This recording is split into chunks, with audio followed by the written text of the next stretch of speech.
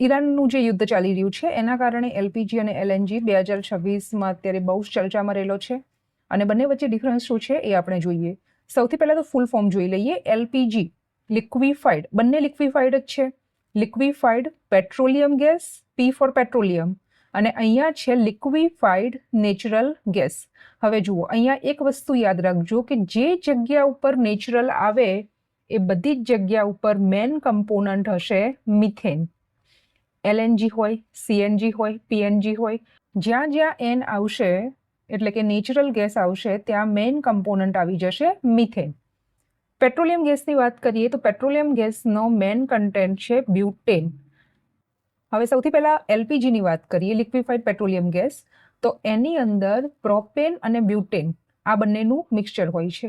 લગભગ 60થી 70% જેટલો આપણને બ્યુટેન જોવા મળે છે અને 30થી 40% જેટલો પ્રોપેન જોવા મળે છે. જે તે એરિયાનું ટેમ્પરેચર કેટલું છે એ અકોર્ડિંગ બ્યુટેન અને પ્રોપેન એના કમ્પોઝિશન આ જે છે એ વધતા ઓછું થઈ શકે છે. બટ બ્યુટેન, જો કોઈ એક મેજર કમ્પોનન્ટ પૂછાય કે સૌથી વધારે શું હોય તો બ્યુટેન. એ સિવાય પ્રોપિલિન, બ્યુટિલિન આ બધા બહુ જ માઇનર ટ્રેસ અમાઉન્ટની અંદર હોય છે. આને યાદ નહીં રાખો તો ચાલશે, બટ આ બે સિવાય અમુક આવા ગેસીસ હોય એ પણ આપણને જોવા મળે છે. બીજું કે આ જે એલપીજી છે એની કેલરીફિક વેલ્યુ વધારે હોય છે. જુઓ, અહીંયા કાર્બન કેટલા છે? C4. અહીંયા પ્રોપેનમાં છે કાર્બન C3. જ્યારે મિથેનની વાત કરીએ તો મિથેન CH4 છે, બરાબર? તો એ રીતે તમે યાદ રાખી શકો છો. બ્યુટેનની અંદર 4 કાર્બન, કેલરીફિક વેલ્યુ વધારે.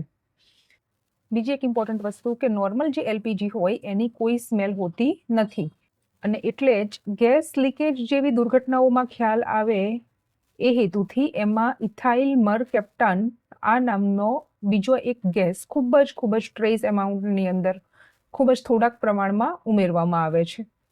હવે એલપીજીનો મેઇન ફાયદો શું છે કે એને ટ્રાન્સપોર્ટ કરવો એ ખૂબ જ ઇઝી છે. આપણને સિલિન્ડરમાં ભરીને આપે, આપણા ઘરે પણ આપણે નોર્મલ એટમોસ્ફિયર, નોર્મલ ટેમ્પરેચરની અંદર રાખીએ છીએ. આ સૌથી મોટામાં મોટો ફાયદો છે એલપીજીનો, જે ફાયદો આપણને એલએનજીમાં જોવા મળતો નથી. અત્યારે નેક્સ્ટ જોઈએ આપણે એલએનજી વિશે. જુઓ, એલએનજી એટલે કે નેચરલ ગેસ, બરાબર? અહીંયા તમે એક વસ્તુ સમજો કે જ્યારે કોઈ પણ ગેસ હોય એ ગેસને તમારે લિક્વિડમાં કન્વર્ટ કરવો હોય તો તમે બે રીતે કરી શકો. એક, કાં તો તમે પ્રેશર વધારો, બરાબર? નોર્મલ એટમોસ્ફિયરિક પ્રેશર છે એના કરતાં પ્રેશર થોડુંક વધારે કરી દેશો તો એ ગેસ લિક્વિડમાં થઈ જશે. બીજો એક રસ્તો છે કે એટમોસ્ફિયરિક પ્રેશર સેમ રાખો બટ ટેમ્પરેચરને ઘટાડો. તમે ટેમ્પરેચરને ઘટાડશો તો પણ જે ગેસ છે એ લિક્વિડની અંદર કન્વર્ટ થઈ જશે. હવે એલપીજીની અંદર શું કરવામાં આવે છે કે એલપીજીમાં ટેમ્પરેચર, નોર્મલ ટેમ્પરેચર જે રૂમ ટેમ્પરેચર હોય એ જ હોય અને પ્રેશરની અંદર સ્લાઇટ એટલે કે મોડરેટ ઇન્ક્રીઝ કરવામાં આવે અને એ મોડરેટ પ્રેશર ઇન્ક્રીઝ કરવાથી એ લિક્વિડની અંદર કન્વર્ટ થઈ જાય છે. એટલે કે પ્રેશરવાળી ટેકનિક યુઝ કરેલી છે. જ્યારે આપણે એલએનજીની વાત કરીએ છીએ તો એલએનજીમાં એમણે શું કર્યું છે? ટેમ્પરેચરને -162 ડિગ્રી સેલ્સિયસ ઉપર લઈ ગયા છે. હવે -162 ડિગ્રી સેલ્સિયસ કેમ? કારણ કે મિથેન છે CH4, મિથેનનો boiling point around -161 degree Celsius છે. એટલે બોઇલિંગ પોઈન્ટથી નીચે જ્યારે તમે ટેમ્પરેચર લઈ જાઓ ત્યારે એ ગેસ લિક્વિડમાં કન્વર્ટ થઈ જાય.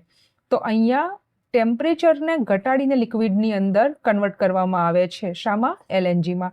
અને એટલા જ માટે એલએનજીને ટ્રાન્સપોર્ટ નોર્મલ તમે કરી ના શકો. એલએનજીને ટ્રાન્સપોર્ટ કરવા માટે તમારે એવી ટેન્ક બનાવવી પડે કે જેમાં કોન્સ્ટન્ટ -162 ડિગ્રીનું ટેમ્પરેચર છે એ મેન્ટેન થઈને રહે.